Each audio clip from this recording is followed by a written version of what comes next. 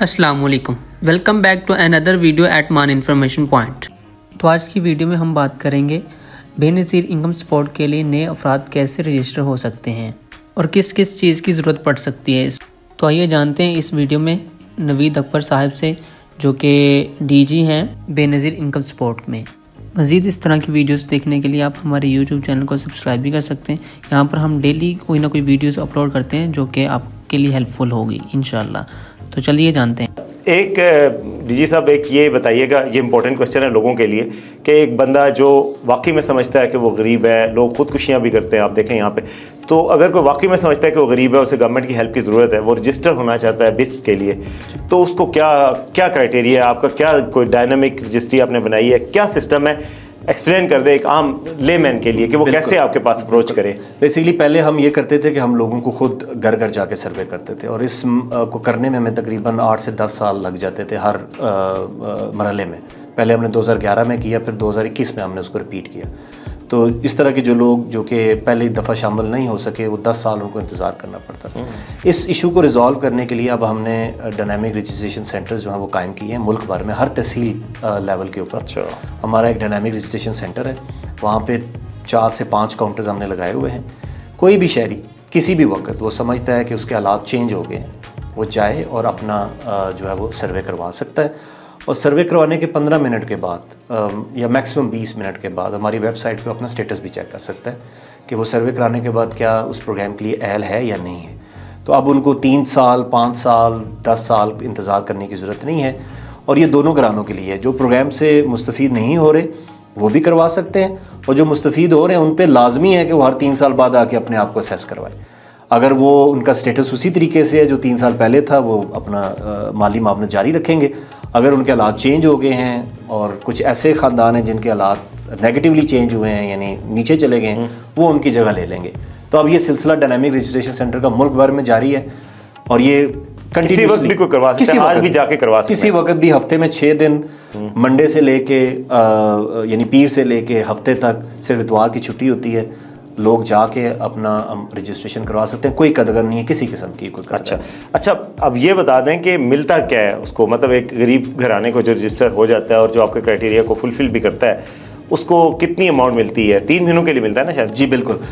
हम सेमाई जो अभी रकम हमने क्योंकि हाल ही में उसमें इजाफा किया है, पहले उनको सेमाई 8,750 रुपये हम देते थे, लेकिन इस सेमाई से जो इंशाल्लाह हम फरवरी के आखिरी हफ्ते में या मार्च के पहले हफ्ते में जारी करेंगे, इसमें हम इंशाल्लाह 10,500 रुपया जो है वो फ़ी ख़ानदान सेमाई जो है वो यानी इजाफा कितना हुआ?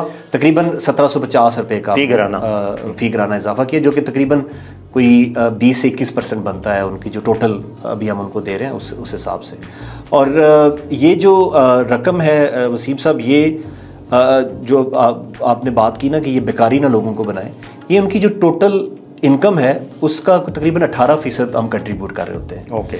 यानी आप समझ लें कि उनका जो खर्चे हैं माहाना वो 25 से 30 हज़ार रुपया है। हम उनको दे रहे हैं तकरीबन कोई जो अभी रकम बढ़ने के बाद तकरीबन 3,500। तो बाकी उन्होंने खुद कमाने हैं, तो ये 3,500 से वो अपना महीना नहीं गुजार सकते। है उनका ये क्वेश्चन है वो गैप खत्म करने के लिए। इसके अलावा हमारे और भी प्रोग्राम्स हैं जिसको हम कंडीशनल कैश ट्रांसफर का नाम देते हैं। तालीमी वज़ाइफ प्रोग्राम है। वो कितने देते हैं? तालीमी वज़ाइफ बेसिकली हमारा ये है कि हम प्राइमरी से लेके हायर सेकेंडरी यानी कच्ची क्लास से लेके 12वीं जमात तक अगर हमारी इन्हीं ख़ानदानों के बच्चे या बच्चियाँ स्कूल जा रहे हैं तो उनको हम इजाफी वजीफ़ा देते हैं। प्राइमरी में बच्चे को हम 2,000 रुपया सेमाई देते हैं, बच्ची के लिए वजीफ़ा ज़्यादा, उसको हम 2,500 रुपया देते हैं। अच्छा। उसकी मैं वजह बताता हूँ कि बच्चियों को हम क्यों इजाफी दे रहे हैं। 6ठी क्लास से लेके 10वीं क्लास तक बच्चे को जो है वो हम 2,500 रुपया, बच्ची को जो है वो हम 3,000 रुपया। हायर सेकेंडरी लेवल के ऊपर बच्चे को जो है वो हम 3,500 रुपया और बच्ची को जो है वो हम 4,000 रुपया जो है वो समाई वजीफ़ा देते हैं। और अभी इसमें जिस तरह हमने वो 8,750 में इजाफा किया, तो इसमें भी हमने 500 रुपया समाई जो है हमारे जो कंडीशनल कैश ट्रांसफ़र है उसमें इजाफा किया।